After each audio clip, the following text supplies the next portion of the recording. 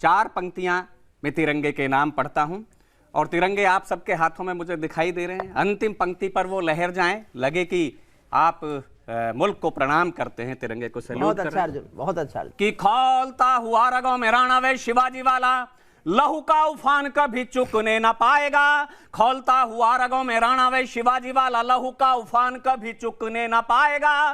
पन्ना धाए हाड़ा रानी का ये बलिदानी देश, कुर्बानी में कलेजा दुखने ना पाएगा। शेखर सुभाष व शफाक की धरा है यहाँ, क्रांति का प्रवाह कभी रुकने ना पाएगा।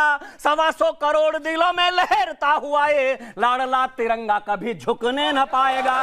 125 करोड़ दिलों में लहरता हुआ ये लाडला तिरंगा कभी झुकने ना पाएगा। लाडला तिरंगा कभी झुकने ना पाएगा। मैं आजाद के नाम एक पंक्ति पढ़ता, वो पंक्ति पूरी कविता लगे तो अंतिम पंक्ति पर आकाश भर तालियां बजा करके आजाद को सल्यूट कर देना। कि छोटी सी उम्र में ही कर गई बड़े काम, ध्रुव नचिकेता प्रहलाद जैसी जिंदगी। जन्म से नगण्य किंतु कर्म से प्रणम्य बनी, शबरी जटायु व निषाद जैसी जिंदगी। जन्म से नगण्य किंतु कर्म से प्रणम्य बनी, शबरी जटायु व निषाद जैसी जिंदगी। डायर के सीने में उतार गोली ऊधम से, डायर के सीने में उतार गोली ऊधम से। सीना तान के जिए फौलाद जैसी जिंदगी। जीते जी फिरंगी सरकार जिसे छू न सकी, जीते जी फिरंगी सरकार जिसे छू न सकी। धन्य चंद्रशेखर आजाद जैसी जिंदगी।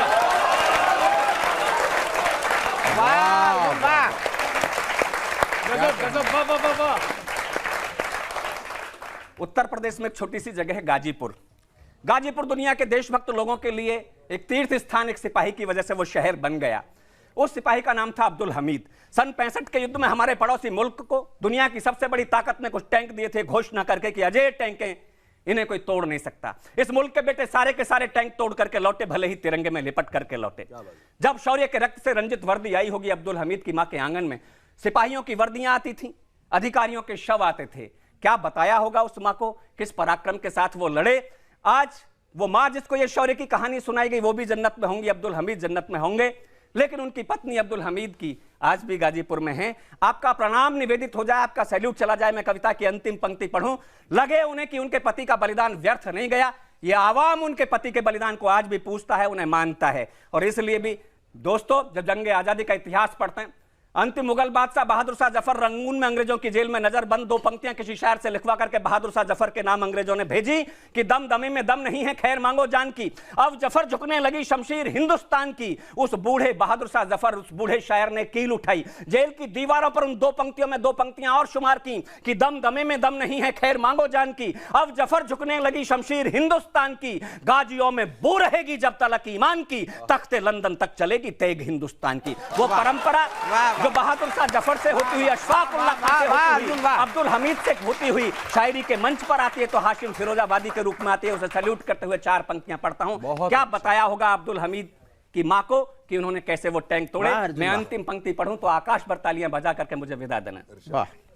कि शत्रु आए शक्ति के गुमान से भरे हुए जो, शत्रु आए शक्ति के गुमान से भरे हुए जो, सीमाओं पे दंभ उनका निचोड़ दिया है। शत्रु आए शक्ति के गुमान से भरे हुए जो, सीमाओं पे दंभ उनका निचोड़ दिया है। भारतीय सैनिकों ने तोप से अड़ा के सीने, मौत के दहानों का भी मुंह मोड़ दिया है। भारतीय सैनिकों ने तोप से अड़ा के सीने, मौत के दहानों का भी मुंह मोड़ दिया है। शत्रुओं के मस्तकों को मुट्ठियों में भींच भींच, शत्रुओं के मस्तकों को मुट्ठियों में भींच भींच, कच्ची मिट्टी के घड़ों के जैसा फोड़ दिया है। अम्मा तेरे लाडले ने प्राण छोड़ने से पहले, अम्मा तेरे लाडले ने प्राण छोड़ने से पहले, शत्रुओं का आखिरी भी टैंक तोड़ दिया है। भारत माता की, भारत माता की।